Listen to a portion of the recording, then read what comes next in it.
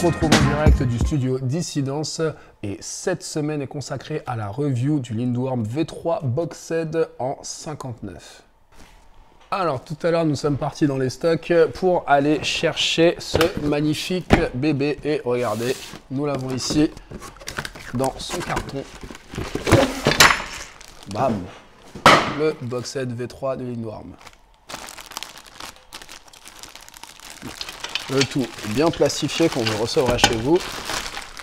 Et quand vous le retirez de son plastique, voilà ce que vous obtenez. La dernière innovation de chez Ethic, le tout designé par monsieur Kevin Demey lui-même. Alors tout d'abord, avant d'attaquer un peu plus en profondeur, on va déjà vous parler des dimensions de ce plateau. Alors comme vous pouvez le voir, c'est un plateau en 59 cm de long pour 14 cm de large. Donc vous pouvez voir ici l'angle entre le plateau et le head tube qui est de 83,5 degrés. À la pesée, ce deck fait 1,8 kg environ et il coûte sur Dissidence 229 €.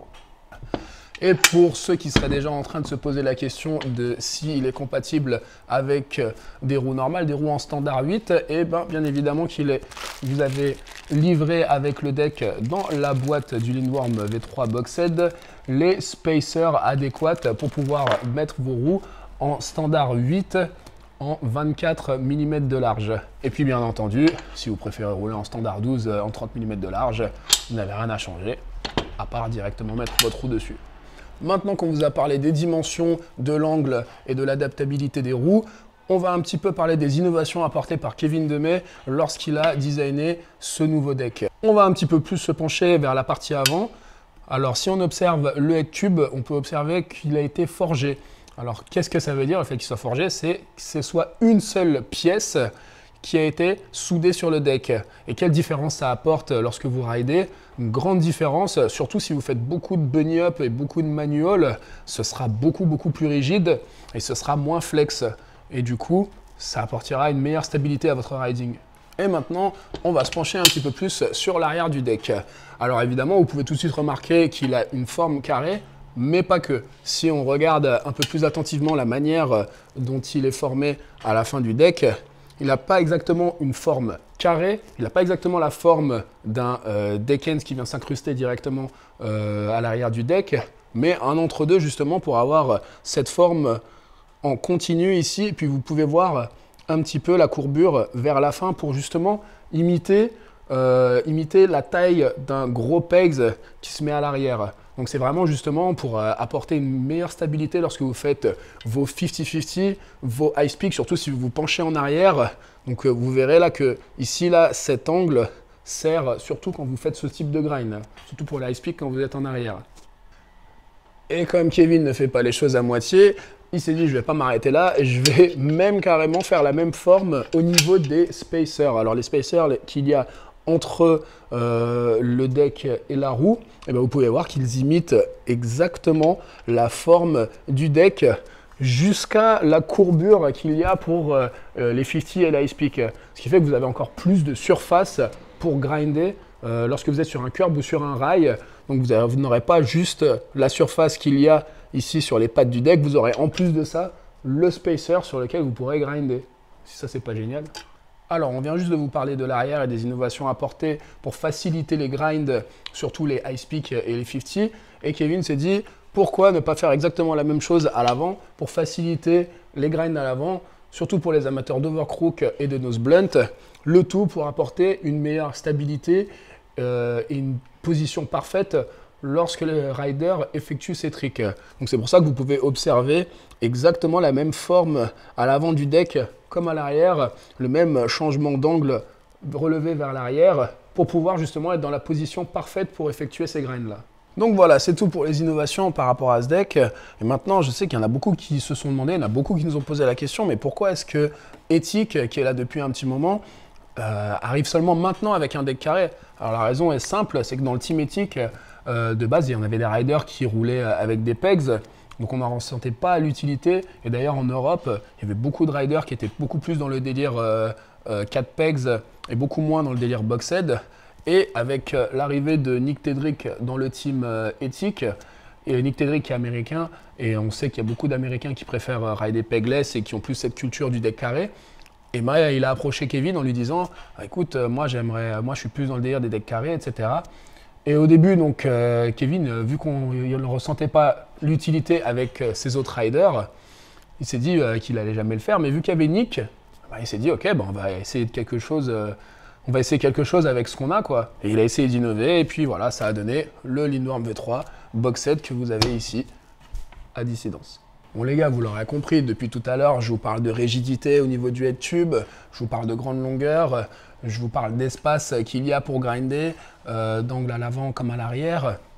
C'est le genre de deck pour les riders qui recherchent du confort, forcément. Que ce soit d'ailleurs en street ou en parc. Hein. Là, en street, on l'a bien démontré, justement, pour être à l'aise sur les grinds, sur des curbs, sur des rails, en faisant des manuals, etc. C'est clair qu'on va préférer un deck comme ça. Mais aussi en parc, c'est pas le genre de deck avec lequel on va faire des quadruple tail whip, bruit flip buttercup, même si on peut. Mais ça va plus être pour ceux qui cherchent du confort. Par exemple, les riders en ball, ils ne cherchent pas forcément à faire des gros tricks dans tous les sens, mais vraiment genre à booster dans le ball, à faire des gros airs, etc., à faire des gros tail whip bien stylés et tout. Et ce deck, il va leur apporter beaucoup de stabilité. Donc ça dépend après de vous, hein. Bon allez les gars, trop de blabla, tue le blabla, on fait que parler depuis tout à l'heure de ce Lindorm V3 Boxed. On va tout de suite se diriger vers le skatepark de Gennevilliers avec nos deux testeurs. Ça fait quelques semaines déjà qu'ils le roulent. Alors ils sont deux styles différents, mais pour qui ce deck convient parfaitement. On se retrouve là-bas et on va voir avec eux leurs impressions.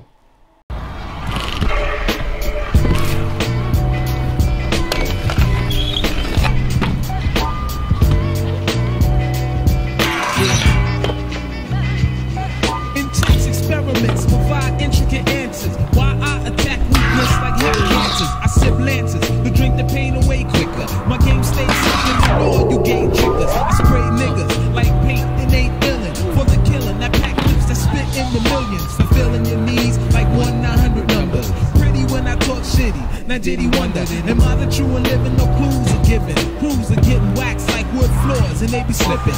Ripping up mics like your whole PMS. There's no reasoning for the treason and all the stress. The bleeding of the flesh is imperial. For the serial killer, iller than David Koresh. Waiting the best out, I'm nocturnal. I get ya like sweat, I wet ya and left you like a specter. Just a trace of arsenic and old lace. The coroner can't replace the holes in your fucking face.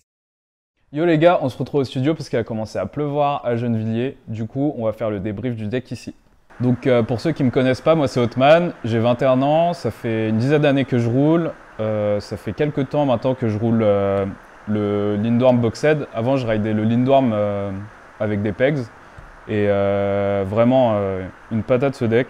Ce que j'ai kiffé c'est donc à l'arrière le petit arrondi qui fait kiffer sur les high speak. Donc on est plus stable et on décroche vraiment pas. À l'avant ça va être la même chose, l'arrondi à l'avant. Donc pour faire des nose blunt, tu te cales direct, c'est trop bien. Ce qui est cool avec ce deck, c'est qu'il a des vraies dimensions, donc 59 de long pour 14 de large. Malgré ça, il reste réactif et léger, comme on a pu voir avec Kenny, avec son 3-6 whip front scoot whip qu'il a mis zen. Et même moi, je le sentais vraiment sur mes grinds, c'était vraiment réactif et lourd.